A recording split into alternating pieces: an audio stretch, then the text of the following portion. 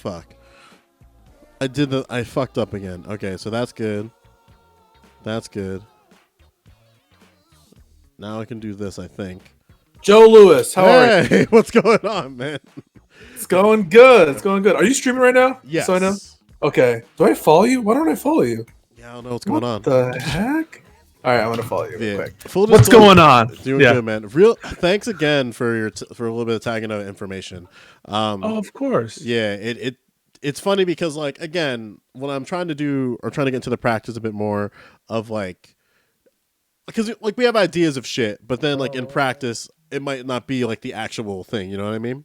Yeah, I got you. So I'm just trying to, again, like we can't control Twitch panels and all that bullshit, but at least we can control our behavior on it, you know?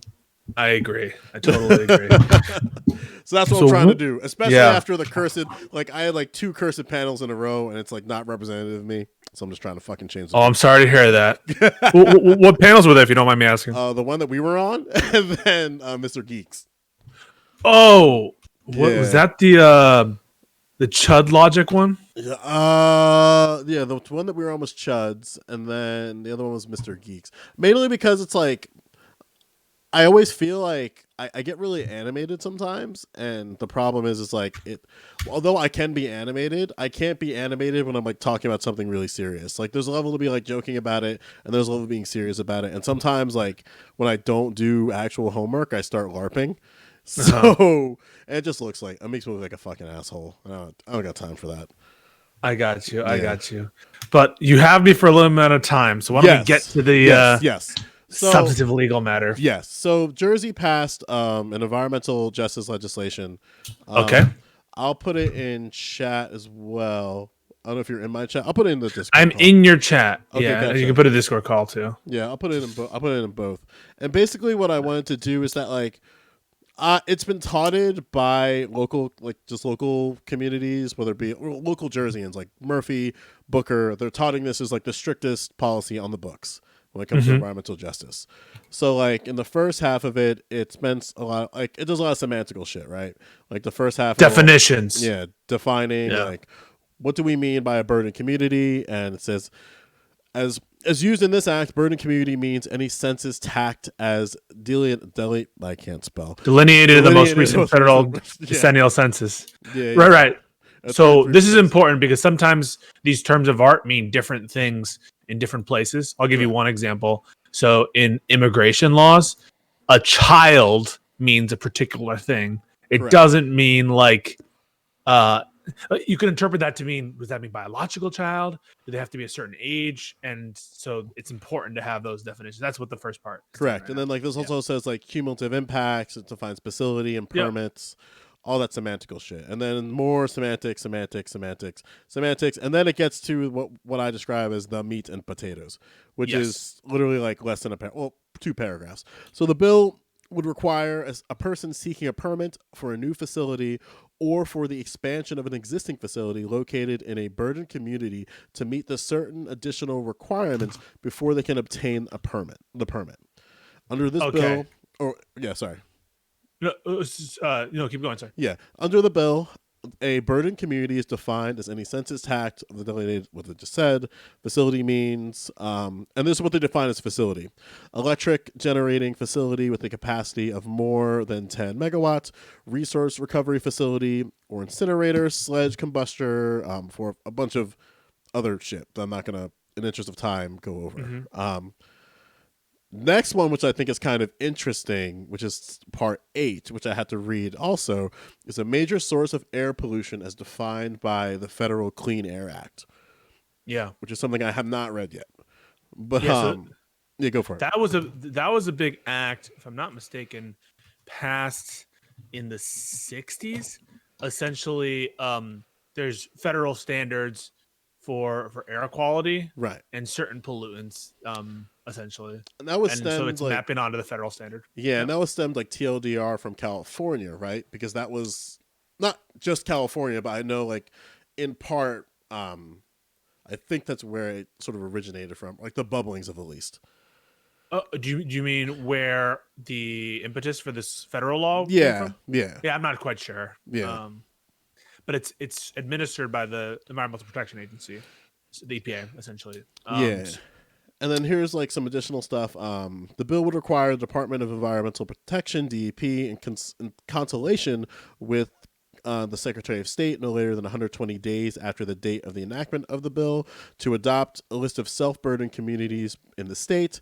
The DEP would require to update a list of burdened communities periodically as new data and median annual household income becomes available, and upon proclamation of the federal government of the new federal census. Basically the federal census. Yeah. So they're saying we're mapping on our burdened community. We're going to map onto the federal census data. So it helps them with administrative shit, right? So they don't have to like make a new stuff. We're going to define any of these facilities as facilities that we have a list of things, and then also any facility under federal law. So they're basically defining their terms, and I bet they're going to say there's probably going to be some connection between burdened communities and facilities, stopping facilities from doing something with respect to burdened communities. Correct. I'm guessing. And something that as people analyzed it, talked about is that this basically is a overt targeting of places like water facilities, car manufacturers, what have you. Basically, all the facilities they laid out are clearly targeted within cities.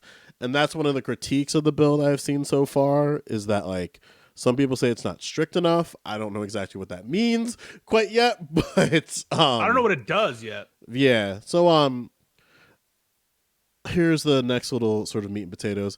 Part 1, under the bill beginning 180 days after the enactment, the DEP would not be permitted to grant certain environmental permits for any facility or the expansion. Any new facility. Yeah.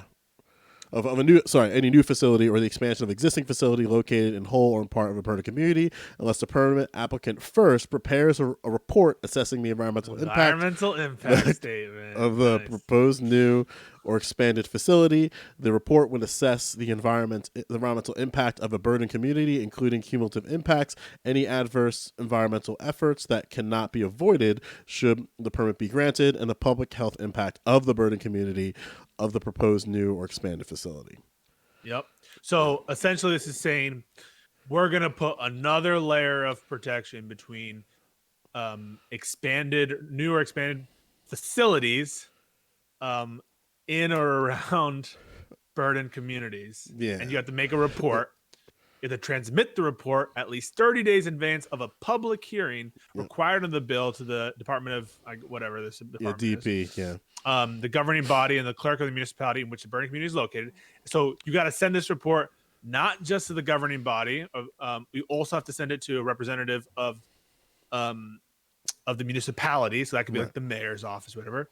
And then the mayor themselves or whoever the first selectman. The permit applicant would be required to make the report available to the public also at least 30 days prior to the public hearing. And you have to organize and conduct a public hearing in a location as convenient as possible to all interested parties. The bill specifies requirement. So, by the way, this is the explanation of the law above, just so you know. Yeah. And again, so like, go ahead. Yeah, there's like the nitty gritty of like the law, the amendments, and stuff like that. That exists on like the NJ.gov page, because like every law has like, as you know, like a bunch of other like links and semantics of shit where it's like when it's first proposed, who proposed it, what like the first draft is, second draft, and that's all available. But this was like the cleanest TLDR that I could find. Yeah. So this is the first part is the actual law, right? I don't know has it passed? Yes. Okay. So essentially, all the statement is doing is explaining what the legislators' kind of intent was with the law above, and it seems to be saying that there's a special permit you got to have, which requires a special report if you want to expand or make facilities close to burdened communities. Right. So it looks to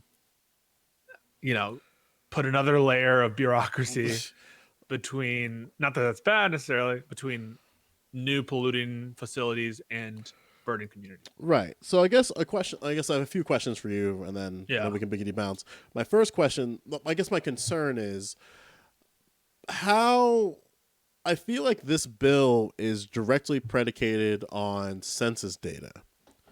and the proper reporting of census yes. data. In some sense. So let me see real quick. So we have to look at the definition of burden community. Yeah. Means any census tract as delineated in the most recent federal decennial census that is ranked in the bottom 33% of census tracts in the state for median annual household. It is dependent on census data for its accuracy, but there's not much concern about I wouldn't be concerned about like federal messing up with census data here. Correct. Because some place in the state's always going to be ranked in the bottom, so right. It's like these things probably aren't going to change that much, right? Because places that are poor tend to be poor in the future. So I wouldn't be too worried about that. Yeah, like barring extreme like economic policy change. Also, I don't know why rich people would want this to affect them, or maybe they would. Maybe you want more protections if you're rich, but you tend to have those protections anyway. Right, and this is kind of funny because they kind of passed two things in a row that really enraged conservatives. Like this was the first one, and then the second was they changed our tax code, so now our millionaires are capped at $1 million as opposed to $5 million. For what? For taxes? Yeah. So now, once you make over $1 million, you're taxed at 10.75%. When it used to be, when you make over $5 million, it's at 10.75. And this was like 2 days in a row. So like this passed on like the 18th of September, and then that passed on the 19th, where it was signed. And I'm guessing you're not a big fan of that. I'm on taxes. I get why. Like I had to, and again, like I wanted to tag you in on that one as well because I think that one's a little bit more meatier. And because like conservatives are pretty pissed. Yeah. But this one for me, and I guess like another side question, or I guess the side question is how, when it comes to one of my mission statements that I'm going by, which is like race is complicated to talk about because we disagree on the history of race. And while like Governor Murphy and Booker brought up that like this is going to help Black and African American communities, within the billing, you never see those words speaketh or get brought up into existence, right? Like if I go the actual law itself, yeah, in the actual law itself. Can I tell you sometimes why? So sure, yeah. If oftentimes laws that make explicit categories based on race are often subject to very strict judicial review, they can be invalidated very easily. True. So it's often not a good idea for laws to explicitly categorize on the basis of race, because if they do explicitly categorize on the basis of race, they can be subject to what's known as strict scrutiny by the courts. True. In which case, they would need to show a really, really compelling purpose to categorize on the basis of race. That's like affirmative action, for instance. Correct. That's a policy that explicitly categorizes based on race. Yeah. And it's constantly being like litigated, right? Right. So that's why a lot of these laws, even though this will obviously have a disproportionate effect on racial minorities who tend to be poorer, like Black people and Hispanic people, they won't by their terms acknowledge that. Right. And then also just because we talked about that too, where it's like, how do you have additional civil rights policy without violating people's civil rights? Yeah. Where it's like they said like Black and African American, even if this passed, this is something that a company could definitely challenge in the Supreme Court, I think. Would be not challenge, but like make it through. I don't know how. Yeah, I don't know what the challenge to this. I mean, I don't know. Yeah, it doesn't seem like there's a. How could a state not be allowed to do this? Right. They're just asking for an additional like form, essentially.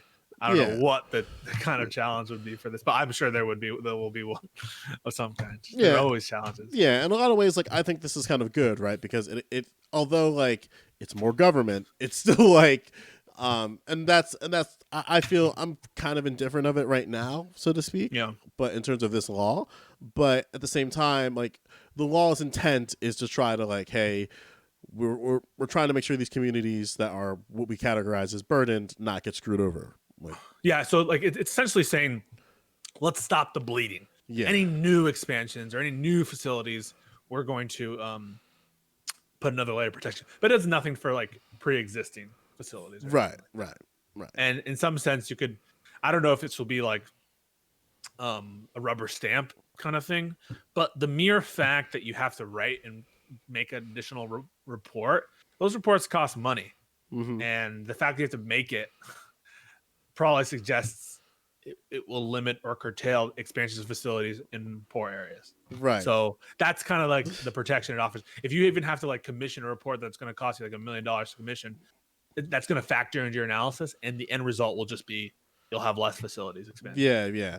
And then and that's why I think that this bill is very targeted, where there are people who are going to have the funds and resources, say like Ford or something, or even Tesla as an example, to be able to spend money for these reports and bring it to the state of New Jersey.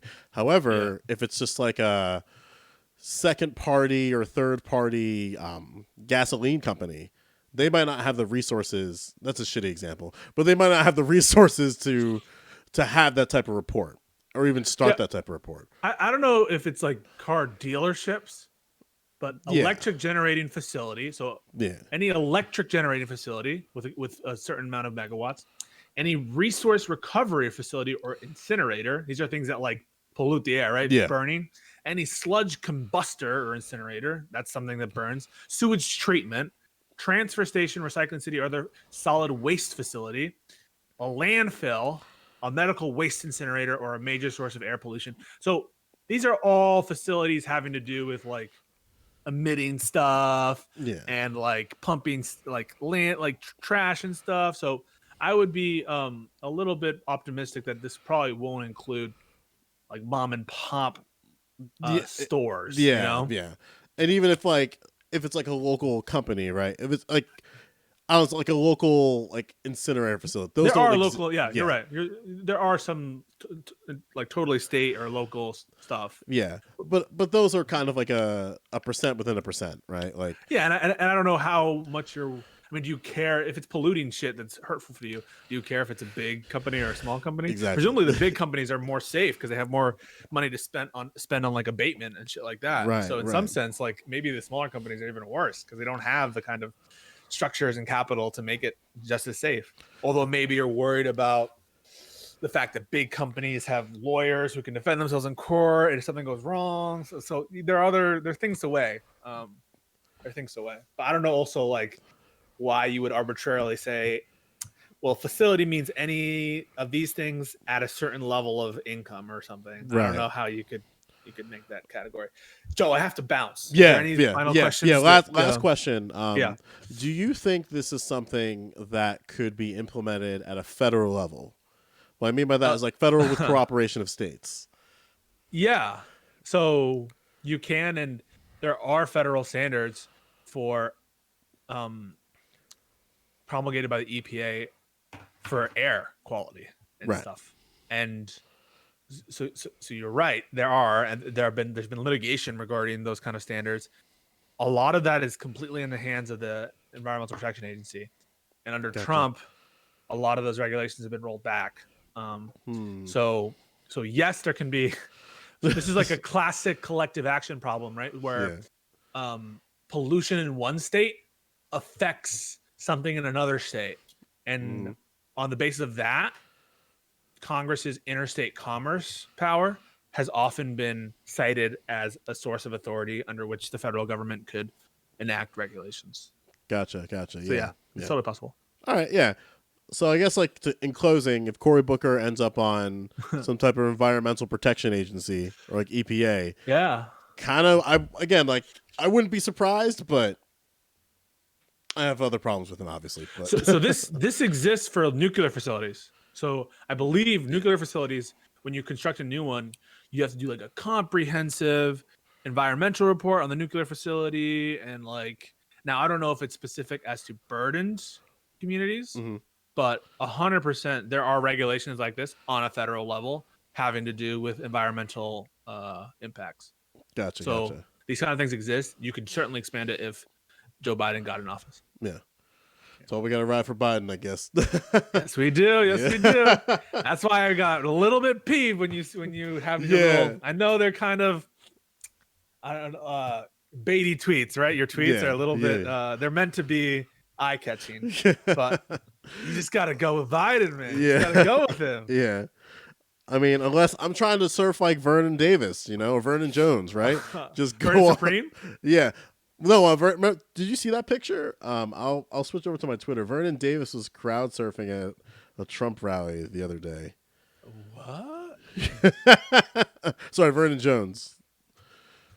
It's on my stream right now. It was I've never. Oh, I see. I'm looking at it. Yeah. Oh my god. That's a real These are photo. horrible optics. Yeah. He tweets, "Yes, I surf the crowd. To the haters, stay mad. You'll be even more mad come November 3rd." Yeah. Oh, shit. I don't know about that. All right, brother. Joe, I'm out. here. But yeah. but